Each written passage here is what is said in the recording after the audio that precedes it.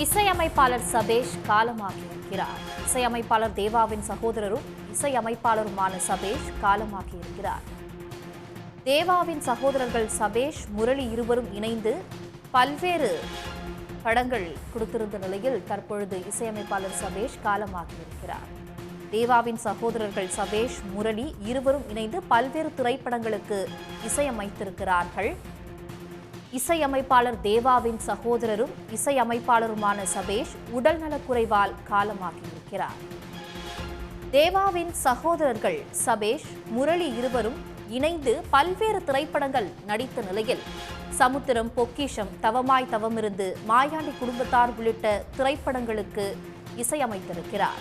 இந்த நிலையில் உடல்நலக்குறைவால் சபேஷ் காலமாகியிருக்கிறார். தேவாவின் சகோதரர்கள் சபேஷ், முரளி இருவரும் இணைந்து பல்வேறு திரைப்படங்களுக்கு இசையமைத்தது குறிப்பிடத்தக்கது.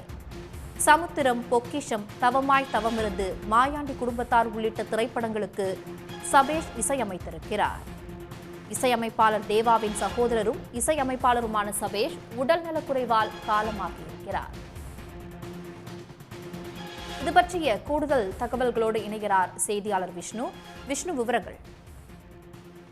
பிரபல இசையமைப்பாளர் தேவாவிற்கு இரட்டையர்களான, அதாவது சபேஷ், முரளி என்ற இரட்டையர்கள் இருக்கிறார்கள். இவர்கள் சமுத்திரம், பொக்கிஷம், மிளகா, தவமாய் தவமிருந்து, இம்சை அரசன் 23ஆம் புலிகேசி, மாயாண்டி குடும்பத்தார் உள்ளிட்ட பல்வேறு திரைப்படங்களுக்கு, குறிப்பாக வெற்றி திரைப்படங்களுக்கு இவர்கள் இசையமைத்துள்ளனர். இந்த நிலையில் அந்த இரட்டையர்களில் ஒருவரான சபேஷ் என்பவர் தற்பொழுது உடல்நலக்குறைவால் காலமாகியிருக்கிறார். இவருக்கு 68 வயதாக இருக்கிறது.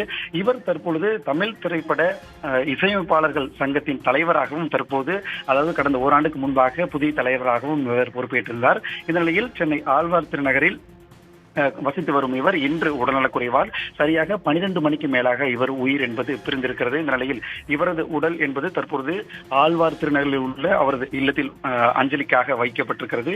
இந்த செய்தி என்பது தற்பொழுது இசை திரையுலகில் ஒரு அதிர்ச்சியை ஏற்படுத்தியிருக்கிறது. சமீபத்தில் இவருடைய அந்த ஓராண்டுக்கு முன்பாக இவர் இசையமைப்பாளர் சங்க தலைவராகவும் தேர்ந்தெடுத்தார் என்பது குறிப்பிடத்தக்கது. உடனுக்குடன் செய்திகளை தெரிந்து கொள்ள சன் நியூஸ் பெல் ஐகானை கிளிக் பண்ணுங்க.